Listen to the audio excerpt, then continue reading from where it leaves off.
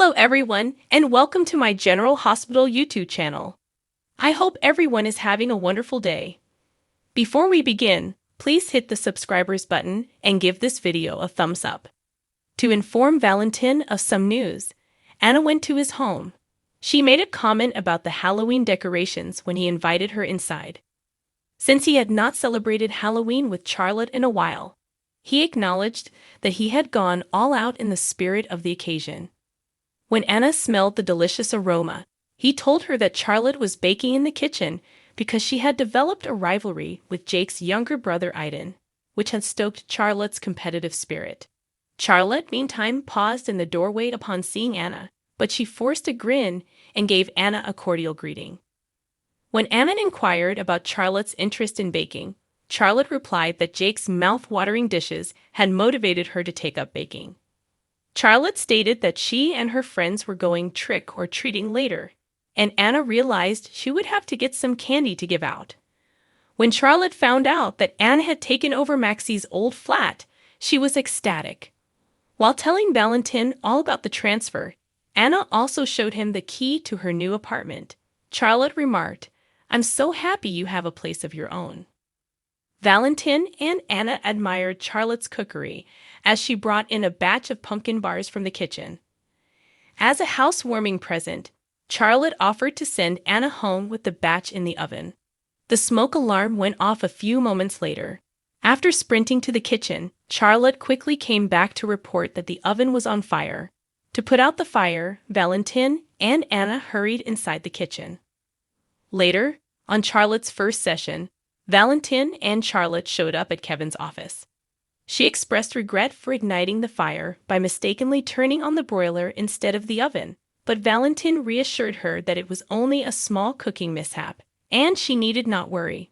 Valentin stated firmly, "It's not like you burned the house down." Charlotte seemed embarrassed and cast her gaze down. Kevin welcomed Charlotte by opening the door a little while later. Valentin exited, and Kevin took a seat with Charlotte.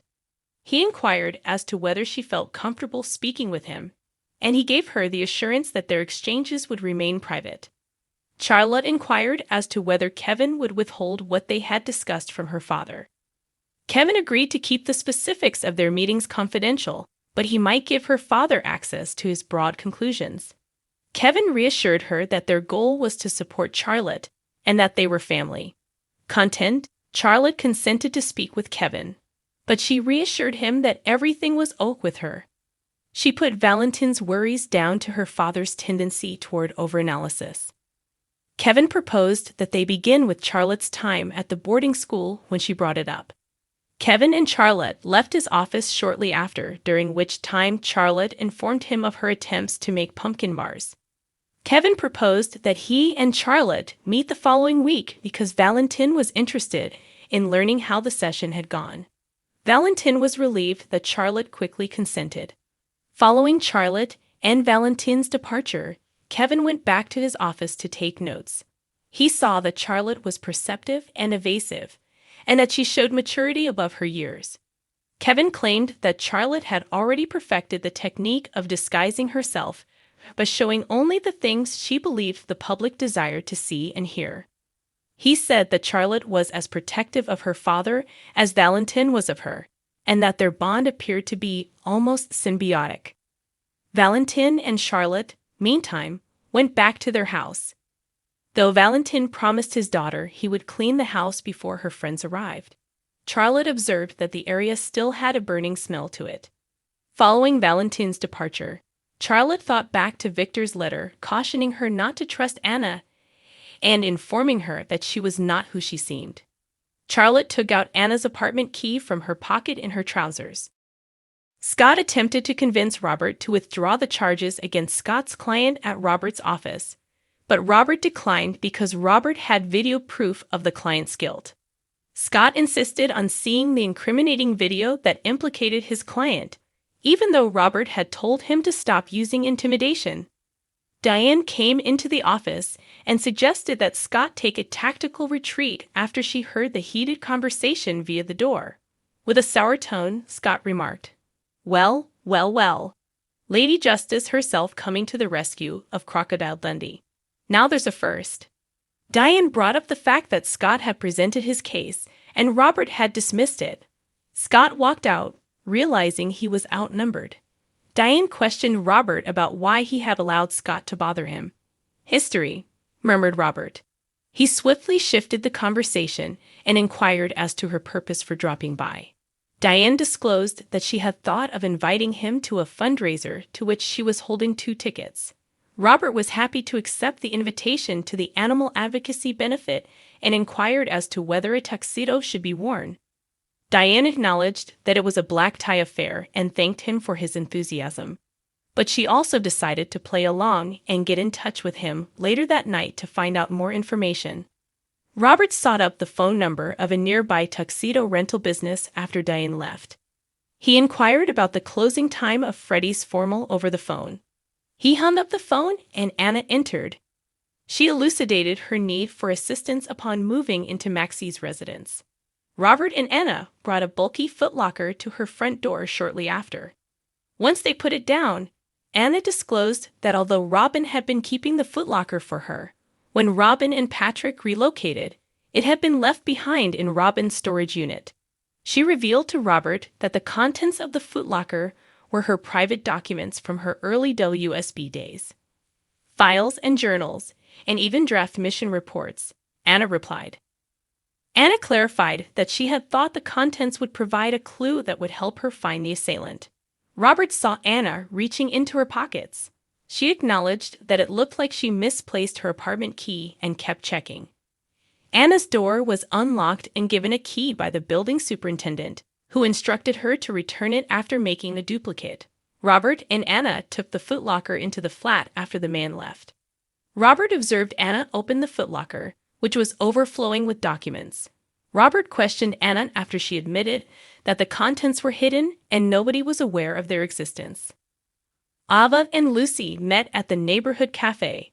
Ava requested Lucy not to hold her in anticipation after Lucy hinted that she had exciting news for her.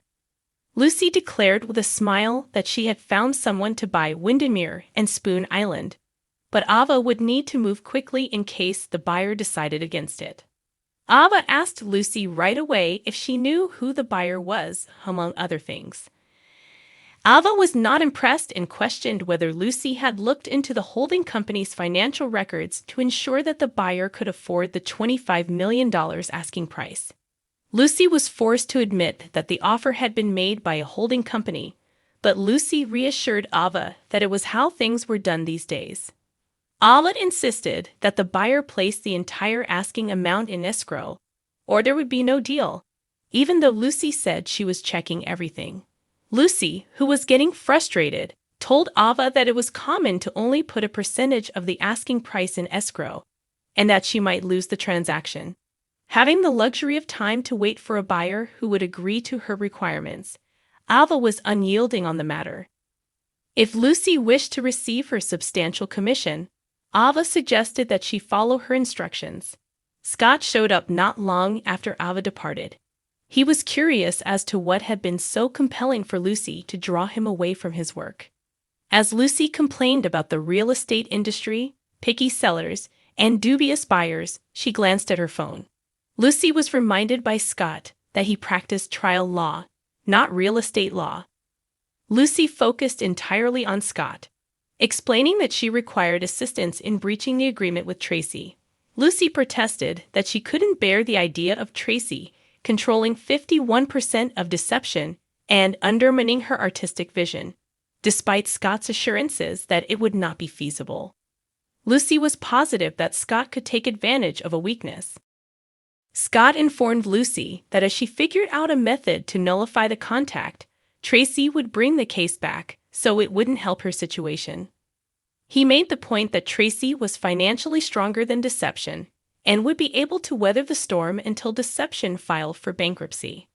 Lucy acknowledged that in order for Maxie and Sasha to succeed, deception was necessary, thus she couldn't allow that to happen.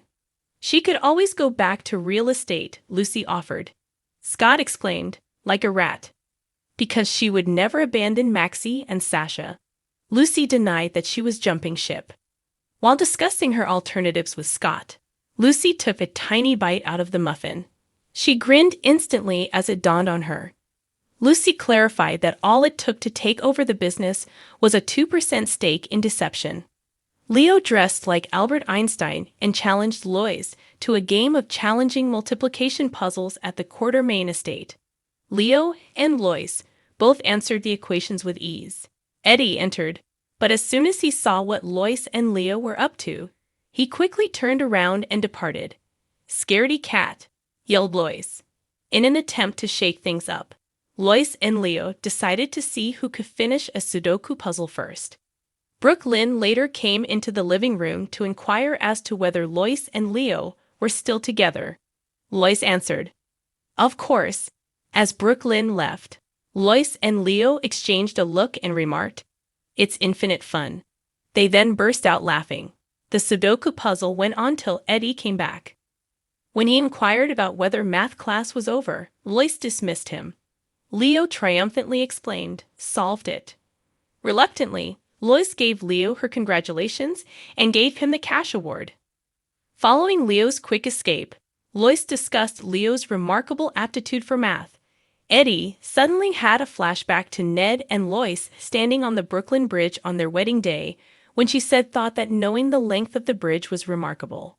Startled by the apparition, Eddie inquired of Lois whether they had exchanged vows on the well-known bridge. After getting married in a church, Lois disclosed that she and Ned had visited the Brooklyn Bridge. Eddie hurriedly excused himself, stunned. When Leo came back, he wanted to know where Eddie had disappeared. Lois acknowledged that she was clueless. Leo asked Lois, passing her a sheet of paper with a fresh Sudoku puzzle on it, "Double or nothing?" Lois nodded cheerfully, but when she heard Eddie singing in the kitchen, she requested Leo to pause the timer. Leo could count on Lois to return soon. Eddie took a seat in the kitchen with a notebook and his guitar. He was working on his song when he began to sing, not realizing that Lois had approached. Lois approached him and informed him that he still had the notebook when he paused to write something down. He said that he was still writing the song when she requested him to complete it. Leo alerted Lois to the fact that time was running out at that very moment. Lois urged Eddie to continue working on the tune, but she had to clarify that she had to return to Leo. When Brooke Lynn saw Tracy in the lobby, she was not pleased. With a snarky tone, Tracy questioned why Brooke Lynn wasn't actively seeking out a new musical partner. Brooke Lynn inquired, "What's it to you?" Brooke Lynn acknowledged that she had stopped by to view Leo's costume, but Tracy reassured her granddaughter that everything that transpired under the roof concerned her. When Tracy found out that Leo had dressed like Albert Einstein, she wasn't shocked. By informing her grandma that Lois had informed her about Tracy's plan to give Brooke Lynn Deception, Brooke Lynn managed to shift the conversation's topic. But Brooke Lynn was very clear in saying she didn't want the company. Tracy was taken aback because Brooke Lynn had appeared content during her time at Deception. Brooke Lynn acknowledged that she had been content up until Tracy used blackmail to destroy her friendships.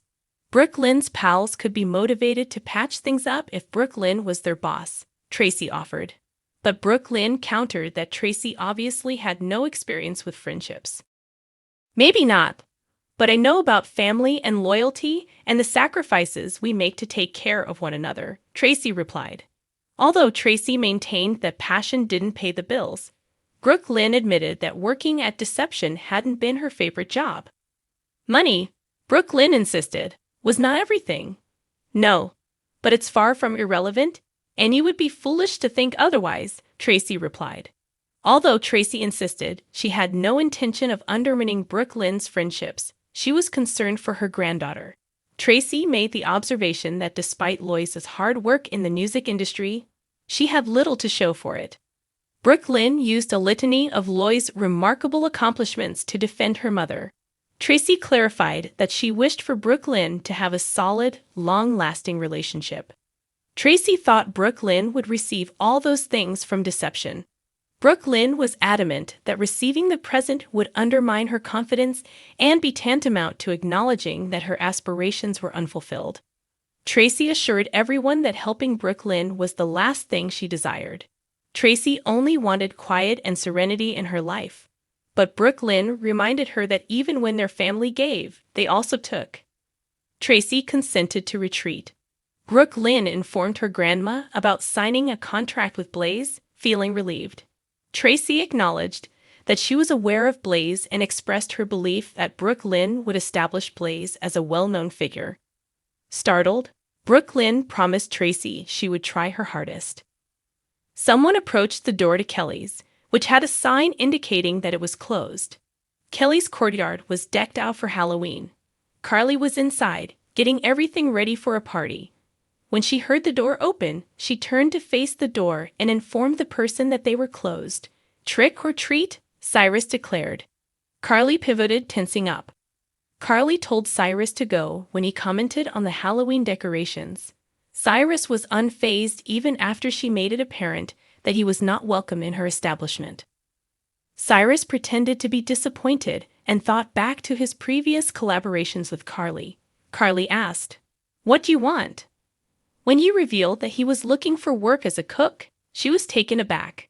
Despite his assurances of experience, Carly firmly declined to entertain the idea of hiring him.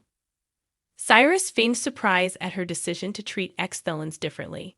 "Drew will eventually become one," Cyrus remarked. Carly was very clear that she understood what Cyrus was, and that's why she wouldn't hire him. "You're a monster," she proclaimed. She didn't believe Cyrus when he said he had turned a new leaf. "You're a predator, and you're dangerous, and those spots don't change," Carly stated. Carly was every bit the tough woman Cyrus remembered, and he smiled. But he insisted he was a different person. The old Cyrus would have allowed Drew to die, so Drew could attest to it, he said. Cyrus remarked, "But I saved him." Cyrus departed shortly after, and Ava and Avery showed up. Avery cried out, "Mama Carly," and rushed into Carly's open arms. After giving each other a hearty hug, Carly requested Avery to spin around for her so she could see Avery's amazing mermaid costume. Carly inquired about Avery's appearance after she had seated Avery at a table and helped her decorate a pumpkin biscuit. Ava reassured Carly that Avery hadn't mentioned anything about not getting to go trick-or-treat because she was so excited about the party. Satisfied, Carly disclosed that Avery and Donna would be spending the night at the penthouse, so Sunny and Nina would stop by later to take her up. Ava conceded that the celebration would have been ideal in Windermere.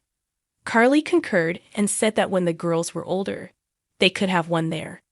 Ava admitted that she had listed the island and castle for sale, and Lucy had already found a buyer, so it would not be feasible. Thanks for watching if you liked this video. So please don't forget to subscribe to my channel and don't miss any updates.